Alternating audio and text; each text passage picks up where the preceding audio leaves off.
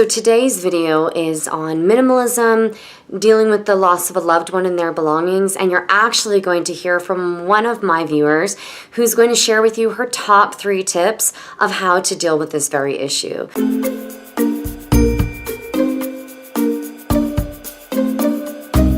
Hello my friends, welcome back. This is Rachel Stewart with Spend Smart Live Happy. So one of my viewers here on this channel, Lisa, had commented in one of my videos and shared her experiences with having lost both of her parents and the process that she went through in dealing with those belongings really sparked a lot of changes in her life and helped her move forward on her own minimalism journey. And I want to share with you some clips from the short video that she was kind enough to submit to me. So Lisa has provided us with her 3 top tips for dealing with the loss of a loved one and their belongings. Her first tip that she shared is to respect your family and to nurture those relationships. And I just wanted to add a few thoughts to that. It is also incredibly important to nurture yourself and to be respectful of your own limitations throughout that process.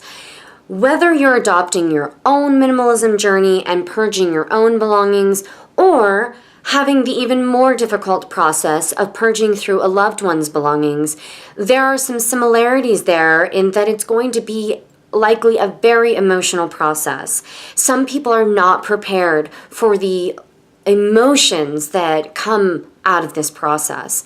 And if you can go into something like this with no expectations, either for yourself or your loved ones, knowing that you and those around you and your family, everybody's going to be grieving differently. Everybody needs their own space, their own time, has their own process.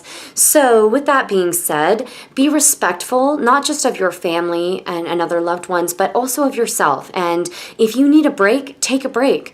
If it's getting a bit too much, take a step back, go do something else. So really be respectful of yourself and your own needs also throughout that process.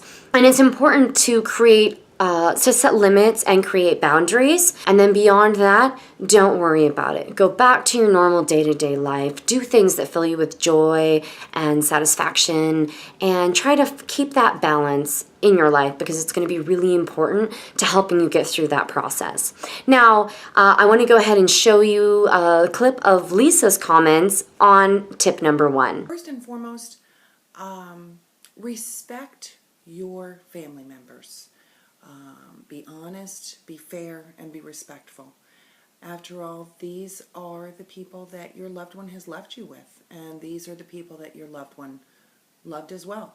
So this is a great opportunity to begin to nurture those relationships with a different dynamic, and without that loved one in your life anymore. So first and foremost, when you are in this time period of your life, it's very important to realize not only is this something you need to do from a practical standpoint, but it's also something you need to do from an emotional standpoint. Now, more than likely, if you have recently lost a loved one, you feel that you've been living in a state of chaos. And this is now your opportunity to feel that you are regaining a sense of control, that you can perhaps make order in your mind, and create order in your mind so that you can move forward, that you don't feel like you're living in a chaotic state any longer. So although this is a daunting task, this can also be an opportunity to spend time with your loved ones, to reflect back on the life of the person that you have lost, and maybe start to feel that you can move forward a little bit. You might feel a little lighter at the end of this. Lisa's top number 2 tip for dealing with a loved one's belongings is to, in the purging process, perhaps find a charity that your loved one would have supported or valued, and then take those items and donate them to that charity. Or if it's a type of charity that you can't donate physical items to, perhaps you sell those items and take the proceeds and then donate those funds to the charity. I think that is an awesome way to show respect and honor this person that meant so much to you in your life by taking the things that they loved and cherished and using them towards a goal or a purpose that they would have been in support of. Now, it's really important that you don't feel guilty for the things that you don't keep. I'm sure your loved one would not have wanted you to be burdened or feel frustrated in keeping all these things that they had if it's not something that's going to serve a purpose in your life. Now, I want you to go ahead and hear what Lisa has to say on this subject. Tip number 2 that I have for you is if you are donating a large quantity of your loved one's items, I believe it makes it much easier if you can donate to an organization that loved one truly believed in. For example, my father was a veteran. That was something he was extremely proud of. So when it came to donating some of his belongings, it was a no-brainer. It was very easy to call the vets, set up a pickup for his belongings.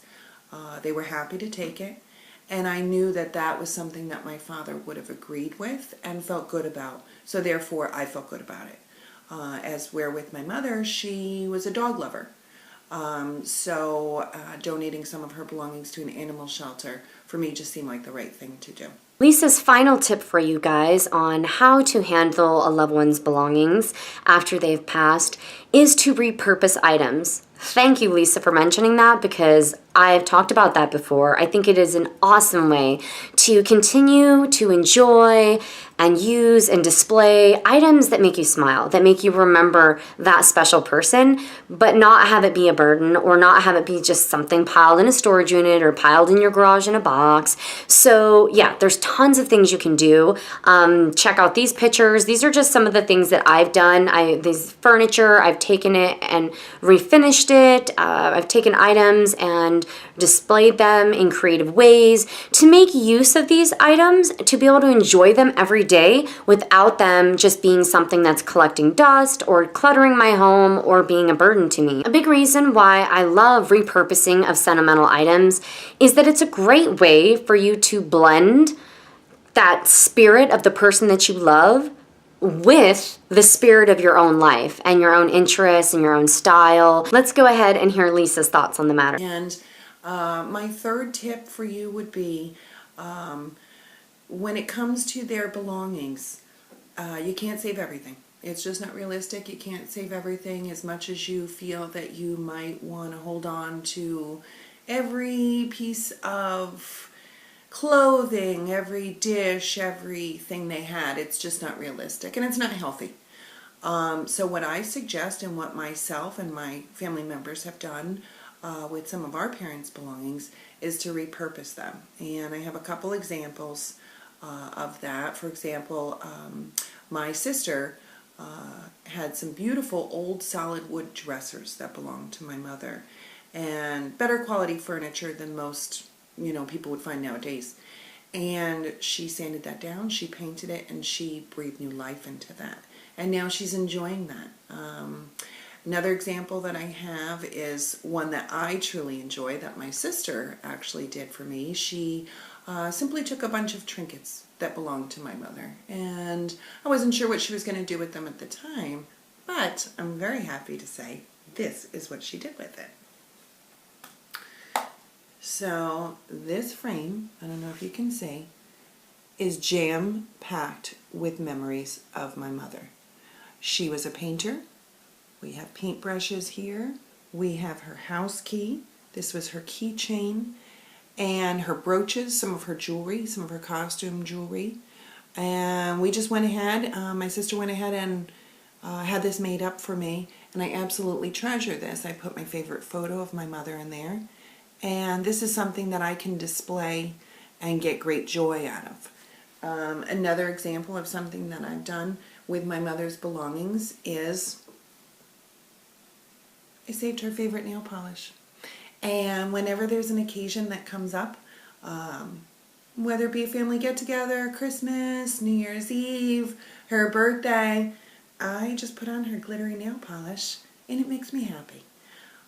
So there's many things you can do, but overall I would say if you're not going to use it, if you're not going to display it, or you're not going to wear it, give it some serious consideration as to whether or not you should keep it. It's very important just to keep those things that bring you joy, that you can honor honor them. For example, my sister has my mother's Thanksgiving apron, and my other sister has my mother's Christmas apron. So when that holiday rolls around, they can bring that out and they can use that, and that makes them happy. And that's really what's important. Your loved one doesn't want to leave you with a sense of sadness or heaviness. They want to leave you with a sense of joy that they were in your life. So I wish you much luck if you were in this journey. You will get through it. You will get to better days. And hopefully you'll get there with an appropriate amount of their belongings and with things that add to your life. So God bless. Good luck. Take care. I love that picture frame, Lisa. That is so cool. I loved all the little trinkets, and because I love anything shiny, anything sparkly and fancy and little knickknacks, but you can't really keep all that. So what are you going to do with, a house key or buttons? And so what a great idea to put them all on a very creative, very beautiful frame that can be displayed with the picture of your loved one that you can see and smile at every day. So I really appreciate you taking the time to make that video for us. You had a lot of great thoughts. And, guys, let me know if this format's something you like. I thought it was really fun to kind of get involved with one of my viewers and let them share their thoughts with you of their experiences with these types of things. So this is a part 1 of 2. Please stay tuned for the second video, which will be coming out probably in the upcoming weeks. I've got another person that I think you would really gain a lot of value from. Thanks, guys, for watching today, for giving me your most precious asset, your time. Leave me a comment. Share this video with a friend if you know of someone who's dealing with the difficulty of the loss of a loved one. Thanks for watching. As always, I'll catch you next time.